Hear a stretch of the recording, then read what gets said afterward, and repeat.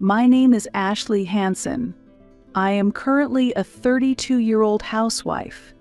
My husband Sean, who is 38 years old, is a mama's boy and verbally abusive. We are a family of 4, including our 10-year-old son and 8-year-old daughter.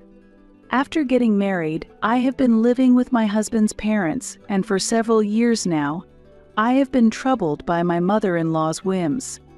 When I talk to my husband about it, he only says, "Just listen to what my mother says." It seems that my mother-in-law thinks of me as a slave she can use freely. She calls me right after waking up saying, "Come wake me up early," and my day starts by pulling her out of bed with my hands. Then I take her to the bathroom, help her change clothes, and then guide her to the living room for breakfast. My mother-in-law is physically disabled and needs my help to move around. Especially in the mornings, it is difficult for her to walk, but by afternoon, her body loosens up a bit, and she can walk slowly. "Hey, bring me some hot tea quickly. I'm done eating." "Yes, the water will boil soon," I reply, only to be yelled at. "Why didn't you boil the water beforehand? You know that I always have tea after meals." "Yesterday," she said, "don't boil the water until I finish eating." It seems that my mother-in-law enjoys making me suffer. I have been married to Sean for 10 years, but his mother's walking difficulties appeared only in the last 5 years, and they seem to be worsening despite hospital visits. I have suggested walking together as a form of rehabilitation, but she does not listen. Before she had difficulty walking, we used to cook and shop together and got along well. Gradually, she became verbally abusive towards me and started treating me like a slave.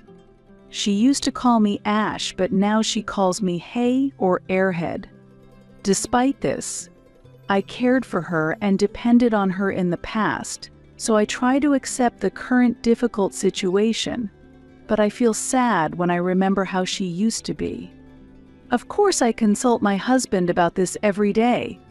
However, all he says is, "Just listen to what my mother says," and he does not listen to me at all when I talk about her health condition.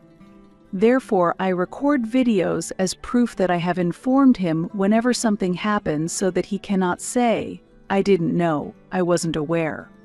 After a day of being yelled at and following unreasonable orders until my mother-in-law went to bed, a phone call from my sister-in-law made things even worse. "Hey, Susan is coming back home because she's giving birth, so make sure you take care of her properly." I had not even heard that she was pregnant, let alone married, and now she is coming back to give birth. "Mother, when did Susan get married?" "I didn't know about it. I just found out too. But she said she's coming back." "Do you have a problem with what I ordered?" she yelled loudly. From her words, I realized that I was seen only as a slave and as a caretaker for Susan. I judged that asking further would only upset her more, so I just replied, "Yes, I understand," and ended the conversation. When I went out to buy ingredients for dinner and returned home, there were piles of cardboard boxes in front of the entrance. My son ran up to me as if waiting for my return. "Mom, Auntie says she's going to live here, and she says to make my room hers. Do something," he said. Then my daughter also came, running. "They're saying I have to share a room with my brother. We can fit 2 beds, but there's only room for 1 desk," the children said, looking unhappy. I approached my mother-in-law in the living room to verify the situation. "Mother, is what the children told me true?" However, she started talking over me. "Yes, if you heard it from the children, hurry up and move Tom's belongings to Mia's room. And for dinner, Susan wants to eat steak, so prepare that." That's. I heard Susan was coming, but I didn't know about the children's rooms or that dinner would be steak all of a sudden. Then Susan suddenly started yelling at me. "Hey, Ashley, "You're not in a position to complain to Mom. You're just a parasite. Why are you acting so high and mighty? You should just listen to what Mom says and take care of her," she said, crossing her arms and glaring at me. The children were frightened by Susan's demeanor and hid behind me. To protect them, I said, "I will discuss this with my husband," and took them to their room. Once we reached the room, the children said, "When is that auntie going back? She's really angry and scary." Even as I was preparing dinner, the children were visibly anxious and didn't want to be left alone, staying close to me. Unable to wait until my husband finished work, I called him. "Did you know that Susan is coming back here to give birth today?" I asked, and he was surprised, not having heard about it either. After explaining the situation and talking about the children, he said, "Mom said to empty one of the children's rooms, right? There's no problem with that. If you have to prepare steak for dinner because Susan wants, just obey Mom. It's natural for Susan to be angry, and you should explain it to the children yourself. But it's impossible to fit 2 beds and a desk in a small room. What are we supposed to do?" "That's not my problem." "Figure it out yourself," my husband replied, leaving me feeling hopeless. Seeing my state, my son said, "Mom, it's okay. We just have to endure it," and my daughter also encouraged me. "We can endure it until Auntie leaves. It's all right." Indeed, it's just a matter of enduring until Susan gives birth. It's not like we have to endure forever, as the children have taught me, warming my heart. Right, we just have to endure until Auntie leaves, but after that, let's return the room to how it was I promised.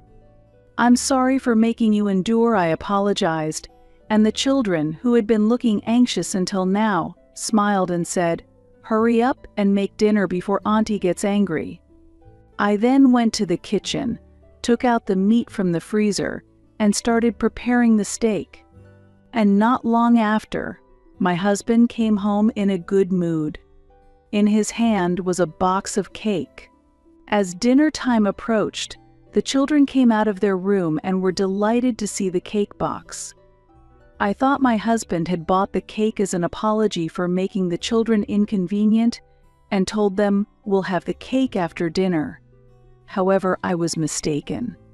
"This cake is for Susan and Mom," my husband said matter-of-factly. "But why didn't you buy one for the children too? Don't ask such obvious questions." "I bought it because you made Mom and Susan feel bad." My daughter burst into tears, saying, "We haven't done anything wrong," but my husband ignored her and handed the cake to his sister. While holding my crying daughter, I tried to change the subject. "Susan, congratulations on your pregnancy. When is the baby due?" I asked. Laughing, Susan replied, "Ah, thank you. I think it's in October." I was stunned to realize she was only 3 months pregnant and already planning to give birth at home, with the intention of staying here for the entire time. No wonder her stomach wasn't showing at all. Then my mother-in-law asked, "So when are you getting married? What's your partner like?" Susan suddenly panicked and said, "Oh, my partner? Yes, he's the president of a company, and he's really busy right now, so he can't come over. But he's concerned about my health and thinks it's safer for me to be at my parents' house." I thought to myself, Susan is lying, and from her rushed response, there's a high chance that not only the pregnancy but also the marriage might be fabricated. Resolved to uncover the truth, I decided to call Susan's apartment and workplace the next day. After completing my daily routine of caring for my mother-in-law and seeing my husband and children off, I told my mother-in-law I'll be stepping out for a bit and left the house. My first stop was the apartment where Susan used to live. By chance, the janitor was working in front of Susan's room, so I approached him. "Do you know if a person named Susan Hansen lived in this room?" I asked. The janitor replied, Are you an acquaintance of Ms. Hanson? Yes, I couldn't get in touch with her, so I came to check on her, I responded, and he seemed to believe me. Actually, I've also been unable to contact Ms. Hanson. She's half a year behind on rent, and I've been worried she might have collapsed inside, so I was about to unlock the door, he said, asking me to check with him. I readily agreed. Receiving the key from the visibly nervous janitor, I said, "It would be terrible if she had collapsed. I'll go in first, please follow me," and open the door. The entryway was cluttered with envelopes and postcards marked urgent notice. I went in first and called out loudly, "Susan! Susan! Are you there?" As I moved further inside, a man sitting on the sofa, startled by our unexpected entry, exclaimed, "Who are you?" "I'm calling the police," as he reached for his smartphone. The janitor explained, "I am the janitor of this building. We couldn't get in touch with Ms. Hanson, so we entered the room out of concern. We thought she might have collapsed here." He then pressed, "This apartment is for single occupancy, but who are you? We might need to call the police on you." The man, flustered, quickly sat down and introduced himself. "My name is Nick. I am dating Ms. Hanson." Nick explained that Susan told him to wait here until me and the children moved out, since her brother was planning to get a divorce. Susan was plotting to get my husband to divorce me and drive me and the children out of our home. Shocked by this revelation, I struggled to contain my voice and calmed myself. "I am an acquaintance of Susan. I was worried because I couldn't reach her. I heard she was pregnant. Is the child yours?" Nick replied with a look of surprise, "Pregnant."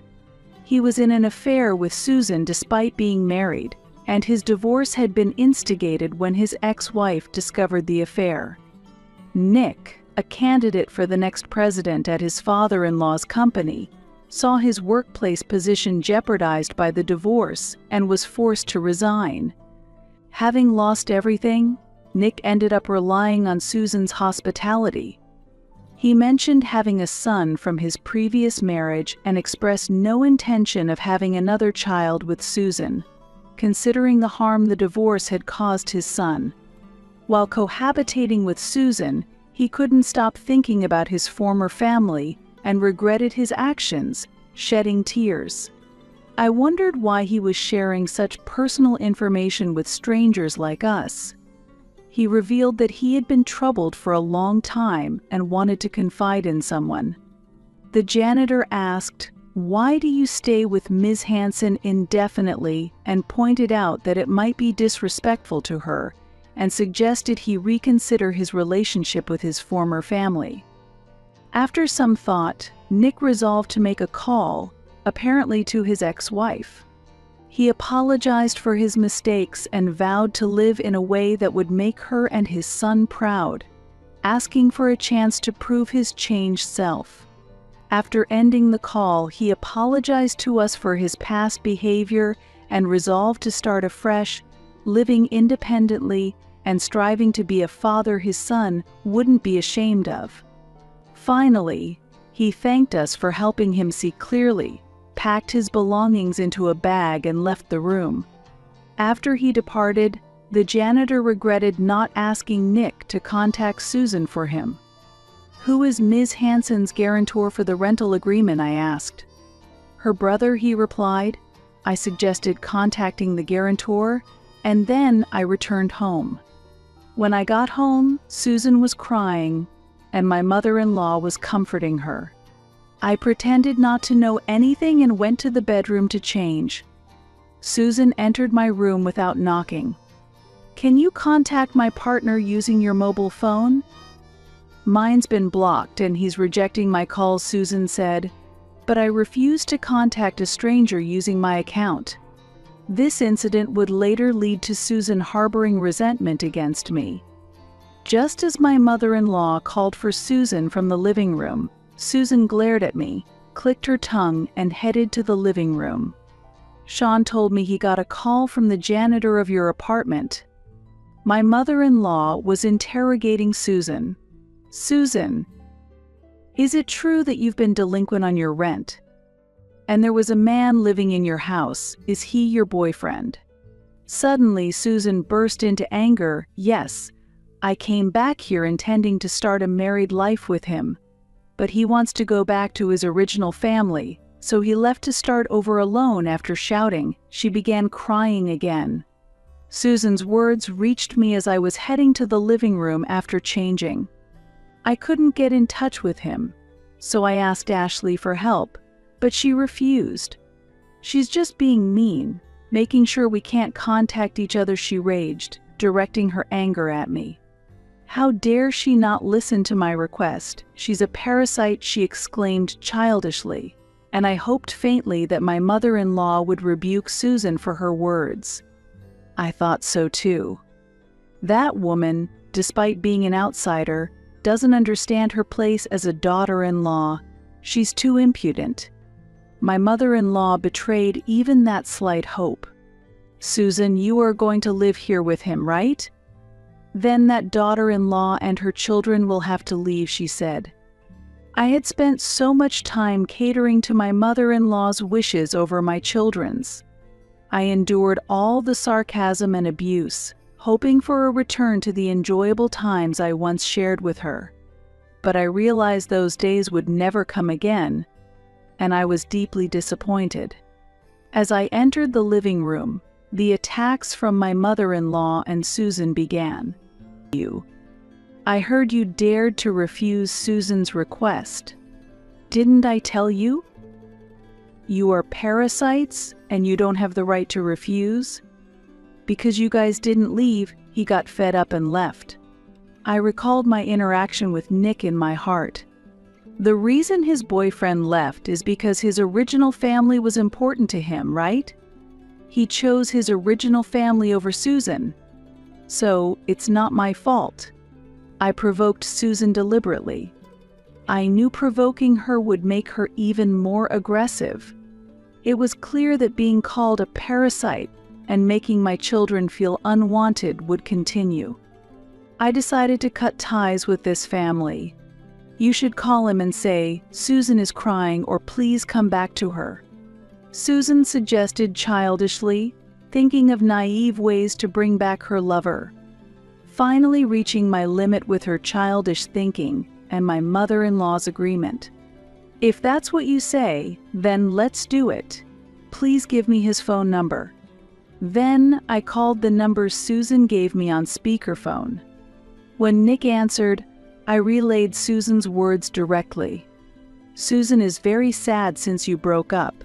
She's crying, so please come back to her. Nick replied, I don't know who you are, but I have parted ways with Susan. I love my original family. What I had with Susan was a momentary lapse, and I feel nothing but regret now. Hearing this, Susan went insane and grabbed the phone to start speaking. Nick, what about the child in my stomach? You should take responsibility and marry me, Susan demanded. Susan, it wasn't long ago that I bought you medicine and sanitary products because you had severe menstrual pain. Plus, I never had that kind of relationship with you after the shock of my divorce. When Nick countered her argument, Susan fell silent. Nick apologized. I'm sorry, and hung up. I hoped that now they would understand that Nick left Susan to return to his original family, not because of me, but naturally, that wasn't the case. As soon as the call ended, Susan snapped at me, just because it's none of your business, you didn't speak passionately enough. If you had, he might have come back. Susan started screaming. It's your fault he left, even though she is a 35-year-old adult, 3 years older than me. Faced with accusations that would be typical in a children's quarrel, I was dumbfounded. Hearing Susan's breakdown, my mother-in-law said, That's right, it's all your fault. You're definitely a parasite. Leave this house immediately. As expected, I replied. Understood, and began packing. In the evening, when the children returned from school, I told them, "I'm going to divorce your father and leave this house." After a brief thought, my eldest son smiled and said, "That would be best." My daughters smiled similarly. Grandma and aunt were scary, so I wanted to get away soon. I asked the children, "Will you be okay without your father?" My son answered, "Dad was never on our side or Mom's, so it's okay." My daughter asked, "Are we going to live at your grandma's place on your side?" Just the three of us. It seemed she wasn't concerned about her father at all. Soon after, my husband came home. While I was packing and not greeting him, he entered the room furiously after hearing the story from his mother and sister. Here begins the final scenario I had imagined. "Hey, you upset Mom and Susan. Didn't I tell you to just listen to Mom?" He repeated his usual phrase. "I understand. That's why I'm listening and leaving this house. Also, please sign this." I glared at my husband and spread the divorce papers in front of him. "Where will the 3 parasites go now?" He started signing with ease. "Even if you divorce a jobless parasite like you can't support 2 kids, can you?" he said as he returned to the living room. Then I called my brother and asked, "Could you come with a truck tomorrow morning to pick us up?" I had discussed my mother-in-law and husband's behavior with my brother before, and I had informed him about Susan's sudden arrival. My parents had heard the entire situation from my brother and had advised me to divorce, so the conversation was quick. Over the phone, my brother encouraged me, "Ashley, you've done well so far. Don't blame yourself." I felt somewhat relieved. The next day, my brother and his colleagues came with a truck, and they helped us move our belongings quickly.